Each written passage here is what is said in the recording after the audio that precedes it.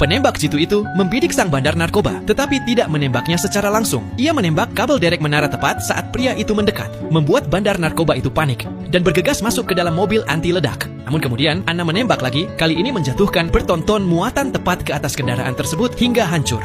Anna tidak melarikan diri. Dengan tenang, ia menunggu polisi datang. Rencana sebenarnya adalah agar ia ditangkap dan masuk penjara, supaya bisa bersembunyi dari seorang pembunuh yang sedang memburunya. Di pengadilan, seorang dokter menunjukkan catatan medisnya dan mengklaim bahwa ia mengidap gangguan mental. Karena itu, ia tidak dikirim ke penjara, melainkan dibawa ke rumah sakit jiwa. Saat dalam perjalanan pemindahan, Anna menyadari sesuatu yang aneh. Semua orang di sekitarnya memakai earphone. Merasa ada yang tidak beres, ia mendorong beberapa orang dan berlari masuk ke sebuah ruangan di dekatnya. Ketika para pembunuh sadar, mereka segera mengeluarkan senjata dan menembaki semua orang. Pada akhirnya, hanya satu dokter yang selamat secara kebetulan. Di saat yang sama, Anna berhadapan langsung dengan salah satu pembunuh. Ia dengan cepat merebut senjata pembunuh tersebut. Suara keras tembakan justru membocorkan posisinya. Anna bersembunyi di balik pintu, siap menyergap mereka. Namun salah satu pembunuh tiba-tiba menendang pintu hingga tubuhnya terpental. Pembunuh itu menerobos masuk dan menembak secara membabi buta. Saat pembunuh tersebut berhenti untuk mengisi ulang peluru, Anna melompat bangkit dan melawan, hingga berhasil unggul. Tiba-tiba, sang dokter berlari masuk ke ruangan dengan pembunuh mengejarnya dari belakang.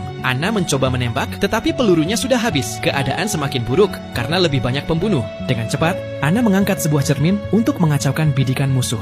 Ia lalu menyuruh dokter mengambil senjata dan membantunya. Di luar dugaan, dokter tersebut melihat rekannya yang terluka dan bergegas menolongnya. Pembunuh itu melihat kesempatan dan menembak, beruntung senjata yang terikat di punggung sang dokter nahan peluru tersebut. Pada saat itu, Anna meraih sebuah senapan, memberikan kaca pembesar kepada dokter, lalu menendangnya ke arah jendela. Ia kemudian membidik melalui kaca pembesar di tangan dokter dan menembak. Peluru melesat lurus menembus kaca pembesar dan mengenai kepala pembunuh itu. Saat mereka hampir bisa bernapas lega, sekelompok orang lain tiba-tiba muncul. Anna mencoba melarikan diri, tetapi dokter tersebut menyuntiknya dengan obat penenang.